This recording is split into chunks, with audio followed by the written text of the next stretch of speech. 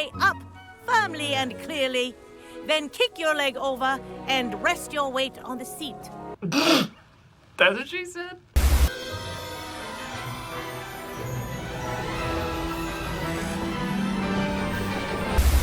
With the popularity of Middle-earth, Shadow of War, and War for Middle-earth and all those titles, and the upcoming Gollum game, I was surprised we've not really had a good Harry Potter game or something based in that universe. That is, until, well, now.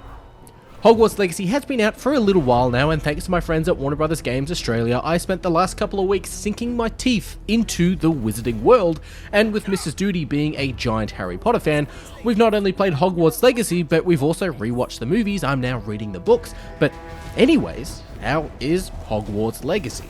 It's good. Very, very good. Van Johnson good.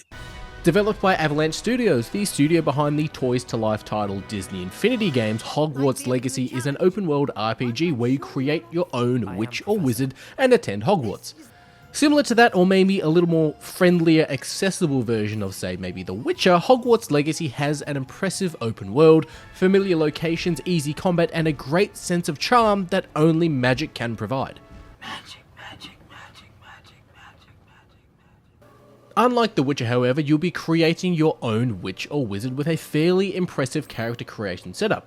You'll pick your character's overall general look from a decent amount of presets before picking hairstyles and scars, and choose what voice you're going to have and decide whether your character is going to be a witch or wizard. Now, having already seen a few preview videos of the game, I already knew exactly what I was going to be picking when it came to my customization setups. Now, the options here for players are pretty damn good, and there's also a pretty decent diverse option of customization options available for your character. I will say though that the pitch shift for the character's voice is a little weird, but that's up to you to decide whenever or should you play Hogwarts Legacy. That was quite something. I'm eager to get to Hogsmeade. I am indeed a student, but I could very well be able to help you. Autobots, transform! Now, rather than creating a kid and starting at the first year of Hogwarts, you'll be joining Hogwarts as a 5th year student, which is the same year as Harry Potter and the Order of the Phoenix, or the 5th book, or the 5th film, however you want to look at it. You're thrown into the game's overall story with a goblin uprising with the main villain Ranrock and ancient magic. You'll explore a few visually stunning environments, you'll go through underground tunnels of Gringotts vaults, and even go under the Thief's Downfall, which was a nice little hat tip. You'll then finally arrive at the instantly iconic and familiar grounds of Hogwarts, and personally for me, this was a great little moment. Now, outside of creating your character, you'll also have important decisions to make, like what wand your character links with at Ollivanders. It is a bit of small customization, but I also found it was cool that yes, the wand still chooses the wizard, but we still get to decide what the wand looks like, what it's made out of, how long it is, and what core it has. Obviously though, the most important detail some of you might have is what house you get sorted into, which is still done with the sorting hat with Professor Weasley. Ha! Another Weasley. Rather than just flat deciding on what house you want, the sorting hat asks you questions, then determining on what answers you give will determine on what house you get and what you get sorted into, and then you get to confirm or change your answers too, in case you accidentally selected the wrong answer or you didn't want that house. But for me, there was only one option when it came to sorting a house. You're simply the best! Alright, well, the question you might have for me, besides houses and wands and, well, creating a witch or wizard, is what you want to know in a Hogwarts game is, how was the combat? Well, it's pretty straightforward, easy to understand, but more importantly, it's fun. Really, really fun. Now, I mainly played this on PC, but I got a copy of it on Xbox, so my Harry Potter fanatic wife can also enjoy herself, and the gameplay for both mouse and keyboard and controller is super fun. Now, one button is a quick fire spell that's just general attacks, and then on a keyboard, buttons 1 to 4 are specific spells, or the face buttons on your controller are your specific spells, and you can change them out as well. Now, these might be things like Levioso, which is different from Wingardium Leviosa. You've got Expelliarmus, Incendio, and even something familiar and a bit of fun like Lumos. Lumos Maxima! Now, spells in this game are broken up into sort of different colours which have different abilities. Spells with a grey backing are generally puzzle or exploration, like Lumos, or an invisibility spell that lets you sneak around the game a bit more. Red spells are a bit more fire-based, and also some of them act a bit like a shotgun where you need to get close to your enemies. Now, for example, Incendio deals a lot of damage, but you want to be close to your targets. Now, purple like Accio bring item towards you or enemies towards you, and it works really well when you combine it with Incendio because you need to be close to use that spell. But you get my point though. Majority of the spells have a unique background colour which determine whether they're assist spells, attack spells, or general platforming style spells. However, quick attacks and unique attacks is that unique attacks do have a cooldown timer, a little similar to the combat in say World of Warcraft or really any MMORPG. So you can't just spam Avada Kedavra at everything on sight, you need to let that recharge. However, there is a upgrade skill system here, or something close to it, where every time you level up, you get to put a point into a talent tree. For example, you can use Accio to pull in multiple enemies at once, rather than one enemy at a time, or Levioso to levitate multiple enemies at once. Now, Incendio can deal more damage, but also when you use it, it can let off a little AoE attack damage around you when you use that as well. The main loop with the gameplay is to progress in the main story of the game, but you'll be stopped because you need to learn certain spells before you can progress. For example, there was one mission where I needed to follow and meet a fellow student in the Forbidden Forest, but the mission wouldn't start because I hadn't learned the Expelliarmus spell, so then I needed to go, learn that spell, and then come back and actually do that mission. And well, how do you learn new spells? Well, yes, you learn them from teachers at Hogwarts, but by doing their side missions, which can be a bit tedious, but honestly, it's not too bad. Which, yeah, it makes sense. Harry couldn't get past the Dementors without learning Expecto Patronum, and the gameplay sort of follows that mechanic, and it's a unique way to extend the game by doing side missions. By the looks of it, you all spent your holidays practicing Obliviate on one another. However, if this was nearly any other game where I needed to do side missions to progress the main story, I would be quite annoyed, but I think it actually kind of works here with Hogwarts Legacy. Speaking of Hogwarts, the world that Avalanche Studios have created here with the level of detail in the School of Hogwarts itself is outstanding. As the game is set in the late 1800s, you won't see Harry or Tom Riddle walking the corridors of Hogwarts, but there are still familiar areas such as Hagrid's hut. The Great Hall, the long wooden bridge thingy, all familiar areas of Hogwarts that we've seen in the movies, and it's damn great.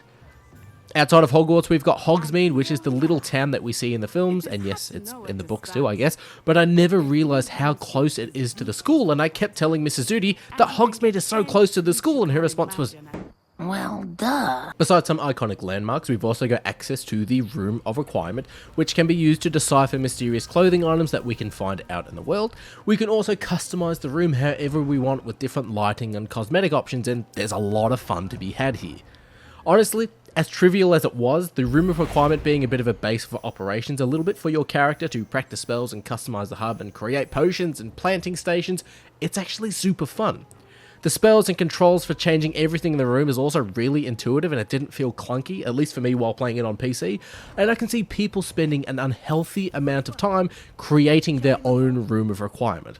You sound like you're ready to become your own boss in the exciting world of frame nudging. Now, Hogsmeade in the game works as the main shopping area where you can go to Ollivander's Wands, which you go to when you first get your actual wand. You can purchase new outfits, you can gather materials for potion classes and herbology classes, you can have a butterbeer and purchase a flying broom to get around the world. Now, yes, of course, speaking of flying, you can fly around the world in Hogwarts Legacy, and it's safe to say once you unlock this ability to fly, you rarely go back to walking to a destination again. However, when you do walk to a destination, you see how much detail has actually been put into this world, even outside of Hogwarts. That's the Forbidden Forest on the left. It's off limits to students, as the name implies. Well, duh. There is also a fast travel system here in Hogwarts Legacy by using flue powder, which I thought was actually a really great touch. But anytime I had to go to Hogsmeade, I only wanted to fly. Flying around the school and seeing familiar locations and landmarks, honestly, an open world Harry Potter game has been a lot of fans' dreams. Speaking of which, a question you might have is, well, how is it on console and how is it gameplay-wise for someone who isn't a huge gamer? Is it accessible for Harry Potter fans, but to those also who are new to playing video games? Well, Mrs Dudi is playing Hogwarts Legacy herself on an Xbox, and graphically, yes, it looks great. Now, while she doesn't overly play video games, Hogwarts Legacy is working as a bit of an introductory game for her to teach her to move and look similar to the style of gaming mechanics when we play The Witcher, or Fallout, or Skyrim, or whatever it is, but because it's Harry Potter, it's actually keeping her engaged. As Mrs Dudi isn't a big gamer, she's put in a good 4 straight hours in one sitting into Hogwarts Legacy, and she's been attending classes and getting sorted into a house and creating a wand, where previously she's played an hour or two, got bored, her eyes got tired, and she stopped. But Hogwarts Legacy, she can't put it down. Now, Hogwarts Legacy is a fantastic game in my opinion. There are some things though here and there that I wouldn't say didn't work, but it had me scratching my head. Now, flying in Hogwarts is satisfying, sure, but the controls on PC and console feel a little bit off, but it's not a deal breaker. There are also areas in the world where you can't fly, such as Hogsmeade, so you'll need to land and dismount before moving into Hogsmeade, which sort of makes sense. However, there are areas where you can't fly at Hogwarts, like when you're outside moving between buildings, or if you're on a rooftop, sort of like the Astrology Tower. You can only fly when you're outside Hogwarts in designated areas. For example, if you walk into a large courtyard area, yes, you can summon your broom and off you go. But if you walk into a different courtyard or a bridge between buildings, no, you can't fly, and I found that a little weird. The story for the game too, I personally felt is fine. It's not gripping to keep me returning to the game, but what kept me going wasn't the story of Ranrock, but it was the world, the combat, the references, and the Easter eggs for Harry Potter fans, of any sort of range of fandom really. Now finally, I did play this on PC, and there were some graphical hiccups here and there. I found cloaks and robes would just go through some legs and some random outfits here and there.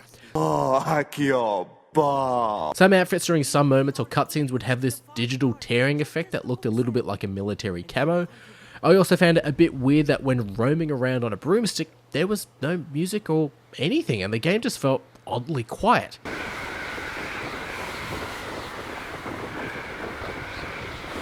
Sometimes if I was flying around and I knew that I was going to be flying around, I played the game with Spotify just because the game was that quiet.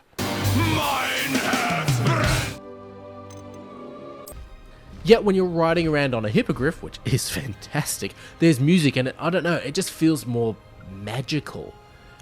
Well, duh. It's also interesting and not a negative, but it is interesting that you can change your character's robes and hats and gloves, but you can't change your pants, shirt, and jacket around. You select an outfit where your character wears a solid outfit, and then from there, you put robes and scarves over the top from that. Thankfully too, if you equip a new item, because there is an inventory system here in the game, if you equip a new item and you don't like how it looks, you can go in and actually change the cosmetic look of the item while keeping the stats, which I kind of actually really enjoyed. I did find myself immersing myself in Hogwarts Legacy though, and one of the small little areas that just hooked me big time like a good drop of whiskey was capturing and nurturing for fantastic beasts, a bit like Newt Scamander. You be capturing beasts in a bag, you take them back to the room of requirement where you've got basically little biomes to let your beasts just roam wild and socialize and feed them, and it's a bit like that camp system from the recent Pokemon games on Switch where you can just hang out with the beasts and you can create little pens, and holy crap man, I loved it. But if you're not a Harry Potter fan, then will you enjoy Hogwarts Legacy? Well, it's a little hard to say. Every person I've seen play it and have chatted with in some way is a Harry Potter fan. They've at least watched the movies. And sure, while not all of my mates are super fans knowing much about the world and the lore, they wanted to play this game because they watched and enjoyed the films for what they were, and they're enjoying Hogwarts Legacy. But the game is just, well, fun. I wasn't expecting to have to go to herbology classes and play mini-games, or to go to potions classes and, well, make potions. Depending on what house you're sorted into determines your character's common room, and each common room is different, unique, and brilliant. To see moving paintings in the grand staircase is obviously great, but it's not completely pulled from the movies too. There is inspiration and some areas are pulled from the movie, sure, but the developers have also had some form of a little bit of creative freedom to alter and change areas of Hogwarts. Having only watched the movies and, not read the books really, exploring the castle had me intrigued to start looking into the books. You idiot! You can't read! If you've been itching to explore the wizarding world, create your own witch and wizard, the work that Avalanche Studio have put into Hogwarts Legacy not only lets you immerse yourself in the world, but its references, its fun, simple gameplay, and its fantastic attention to detail will have you calling Hogwarts home.